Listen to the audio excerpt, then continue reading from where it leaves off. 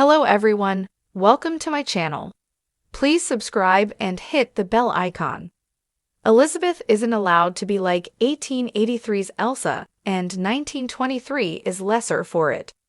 Elizabeth Strafford, Michelle Randolph, makes a comment in 1923 Season 2, Episode 6 that shows the innate differences between her and a Dutton ancestor, Elsa Dutton, Isabel May, who was from a similar walk of life, but probably would have felt differently about Lizzie's predicament. As Elizabeth and Cara Dutton, Helen Mirren, sit and wait for a war to break out, Elizabeth remarks that there are men on their front porch to prevent others from taking the ranch. While they may join the fight, the housebound female 1923 characters feel quite vulnerable at the moment. Despite her perseverance through all the horrible things that have happened to Elizabeth Strafford in 1923, we have yet to see her fight for her life and the Yellowstone Dutton Ranch. This contrasts with Jack Dutton's Darren Mann aunt, Elsa, who features in the 1883 prequel and fights her way through the story. Elsa probably would have fought for the ranch on the front lines too, had she survived 1883. We see the same grit from other Yellowstone characters, but unfortunately, not Elizabeth, and it's been a defining element of her 1923 Season 2 story. Elizabeth's frustration in 1923 Season 2, Episode 6, is understandable. However, it highlights why she has struggled to live at the Yellowstone Dutton Ranch.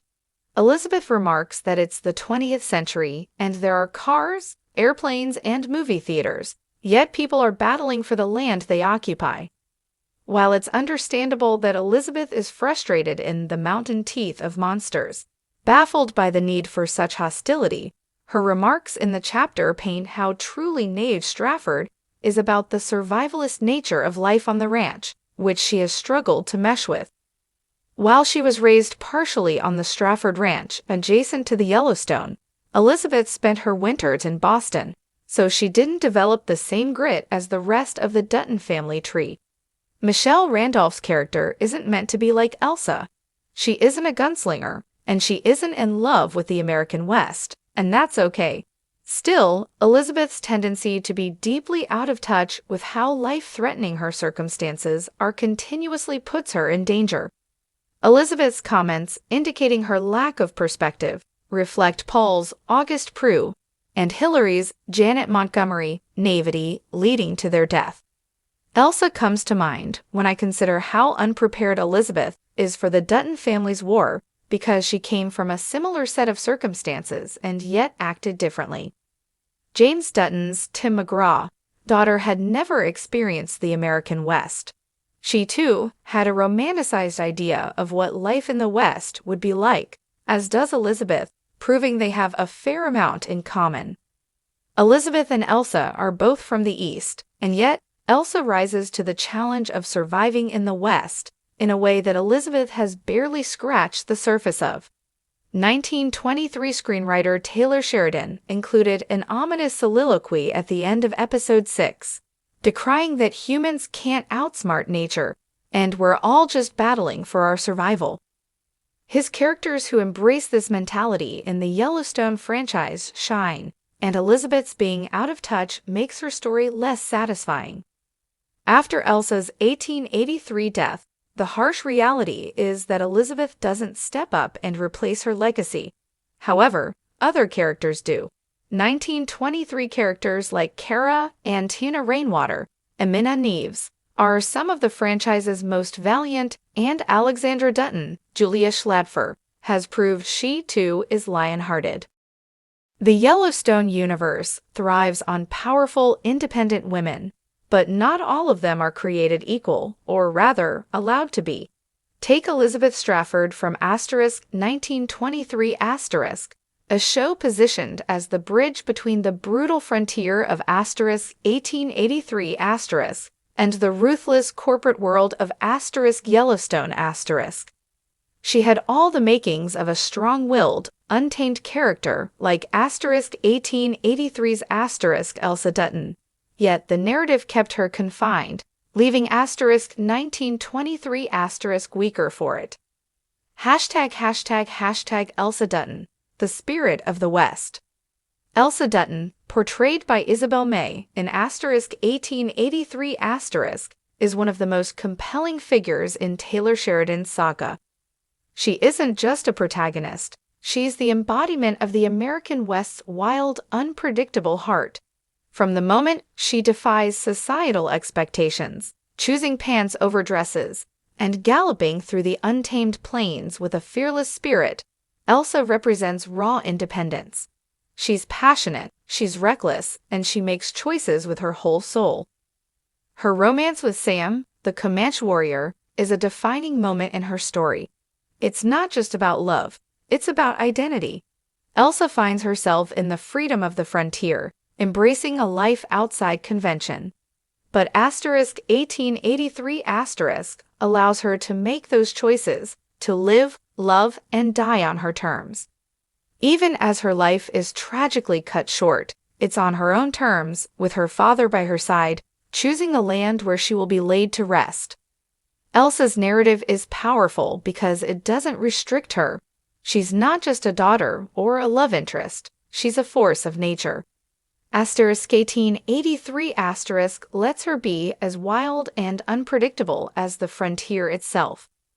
Hashtag Elizabeth Strafford, the caged bird of *1923*. Enter Elizabeth Strafford, played by Michelle Randolph in *1923*.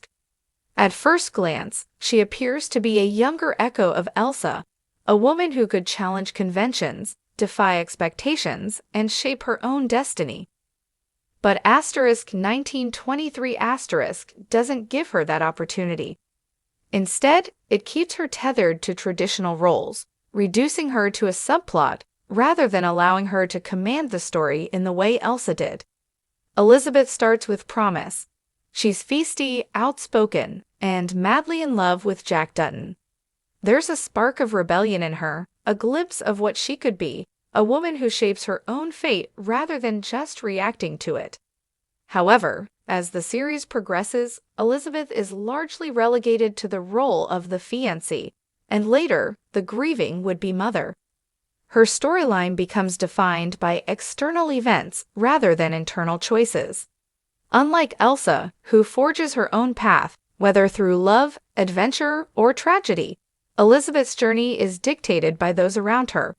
She doesn't get the agency that *1883* allowed Elsa.